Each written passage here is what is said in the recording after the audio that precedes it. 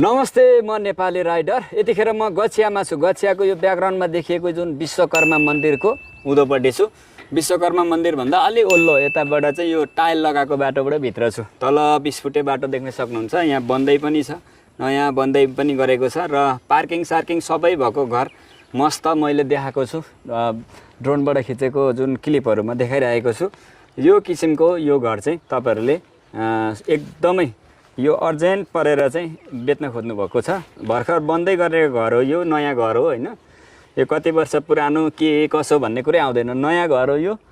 तपाईहरु आफै आएर हेरेर अनि चाहिँ तपाईहरु लिनु होला। एकदम राम्रो छ, हेर्नु न। अब सबैतिर मिलाएर ठक्क सागसब्जी कता रोप्ने के कसो गर्ने हैन, यसरी चाहिँ यो किसिमले बनाएको छ। बकाइदा धारो सबै हैन, व्यवस्थित तरिकाले बनाइएको घर। आफू बस्न भनेर बनाएको हुन्छ हरेकले घर बनाउँदा हैन। तर अब बनाउँदै के हुन्छ कसो हुन्छ हरेक आफ्नो व्यवहारले गर्दा बेच्नु पर्ने हुन्छ। यता पनि स्पेस सबैतिर एकदम मिलाएर बनाएको घर। यो सखुवाको काठहरु लगाएर यो किसिमले यसरी बनाइएको छ। यो घर तपाईहरु यदि लिन चाहनुहुन्छ भने चाहिँ तत्कालै तपाईहरुले घरधनीलाई फोन गर्नु होला।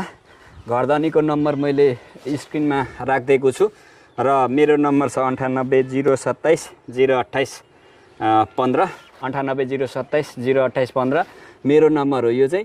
घरधनीको चाहिँ मैले लेखेर राख्दैको छु तलतिर कहाँनेर छ तलतिर। अनि घरधनीलाई नै गर्नु होला तपाईहरुले है, घरधनीलाई नै गर्नु होला। यो चाहिँ 8 धुरमा बनिएको घर हो, पूर्व फर्केको घर हो।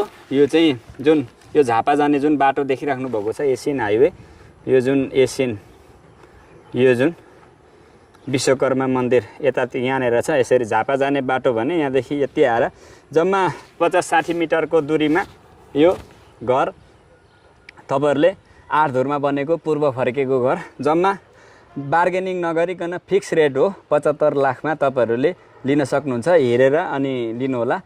यो चाहिँ गछिया भनेको इटहरीदेखिको थोरै झापा जाने बाटोमा। तपाईहरु टाढाबाट हेर्दै हुनुहुन्छ होला, त्यो भएर भन्दैछु। इटहरीदेखि थोरै झापा जाने बाटोमा लोकेसन एकदम बवाल छ। गछिया चोकदेखि एकदमै नजिक, हाइवेदेखि नजिक, सबै कुराले भरिपूर्ण नयाँ आधुनिक डिजाइनको घर तपाईहरु लिन चाहदै हुनुहुन्छ यदि भने यो घर तपाईको लागि बेस्ट अप्सन हुन सक्छ है त। फलो गर्नु होला।